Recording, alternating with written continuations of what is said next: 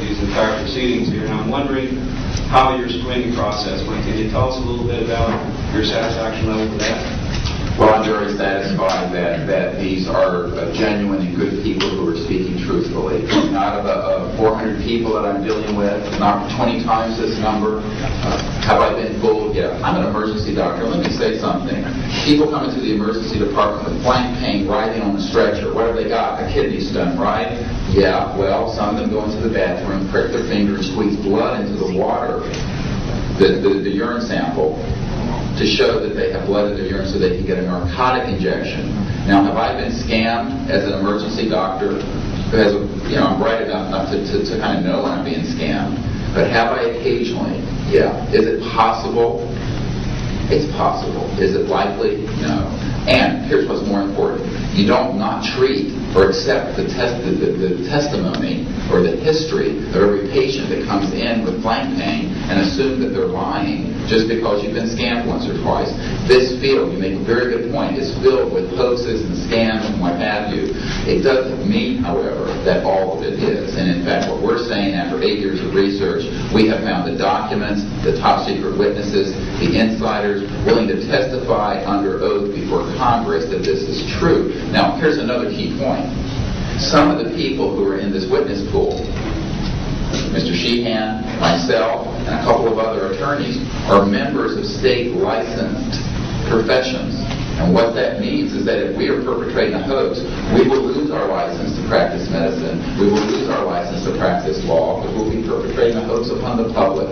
So what I would say to you is that the group of people before you are very credible, and the others whom we have identified are. We are not the CIA. We have not been able to do a $50,000 background check on each person. I'll give you that caveat. But we have done very serious interviews and vetting. And by the way, these people have presented their DD-214s, their defense forms, other documentation that show the two DD-214s and others that show that they were in the military at a certain place and a certain time. So we're very comfortable that, in fact, that the weight of the testimony will carry the day here and that this is real. Yes, this is interesting. I had an insight, and it relates to your question.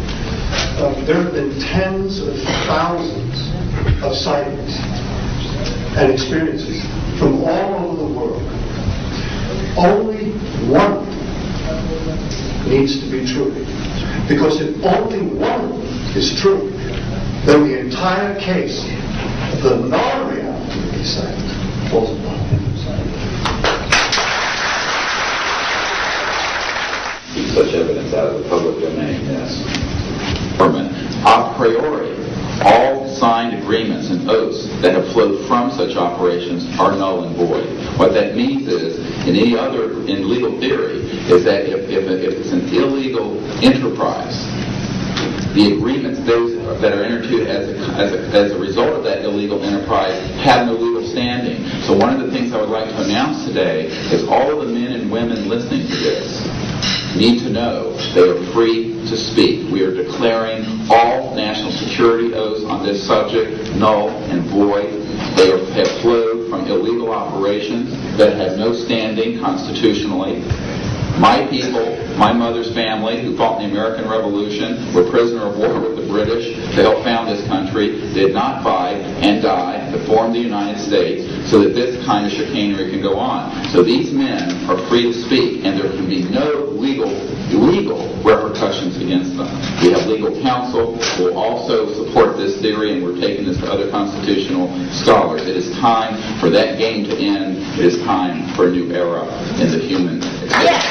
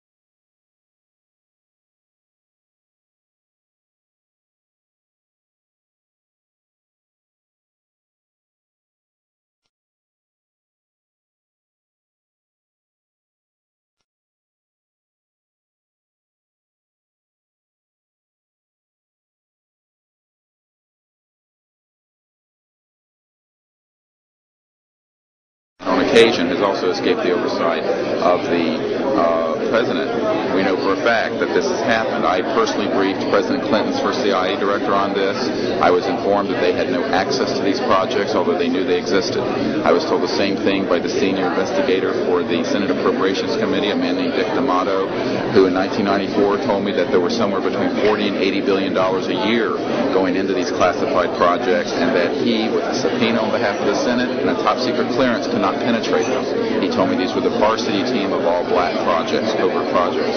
So this is really serious stuff, and it brings into question, have we gone down the road that Eisenhower warned us about a little too far when he said, beware of the military-industrial complex, that it can escape the checks and balances of our democracy. And I think on this particular issue, it in fact has, and it's time for the Congress to represent the people in this regard and to reassert its oversight of these projects. One last question. When you talk about putting the checks and balances back into place, talk about the passion of these people, if you would.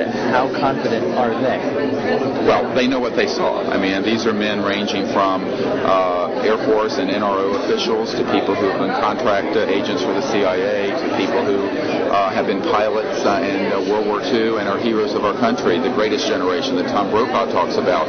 And so what I have to say to you is that these people know what they saw. They're not going to be speaking about anything except what they directly witnessed. And we're not talking lights in the sky and swamp gas. We're talking people who have actually retrieved extraterrestrial vehicles who are going to be here today. Very good. We'll take one picture of it. That's concrete and that's based on reality. But anyone who does further research in this field will find that they are not hostile. None of them are hostile. They have shown us that they can shut down missile silos and rockets. They have not destroyed us, and they've been here for tens of thousands of years. We know of 50 years worth, more or less, of secrets. We know of major... What about this hybrid breeding program that keeps being referred to? Well, again, we're not dealing with these kinds of things. We are dealing with credentialed, unimpeachable witnesses here who have worked in projects. We're not dealing with that. We're dealing with what we know. What we know is that these are not hostile entities. I don't know how to explain this to you, except that people here, we're all still here. The world is still here. And they have shown us what their technology is capable of doing. And you can yet imagine, and you can hear from witnesses who've worked in fields of re-engineering, back engineering, what kinds of technologies can come out of this to literally save people from the suffering that's going on right now. I don't doubt the possibility of that. Yes, and that's what this disclosure is about. It isn't about these other kinds of stories that you have no proof of and nobody does. And the fact is, we hear of what we're saying. Well, they have removed artifacts. Well, again, we're not going to deal with this kind of story, and a lot of that is manufactured also. That's the truth. So what we're dealing with here is concrete evidence, documents, people who've been working in the industry, in the military industrial complex, in the intelligence industry. I worked on the MX missile, and I was told if I went public with that whole story. So you can imagine.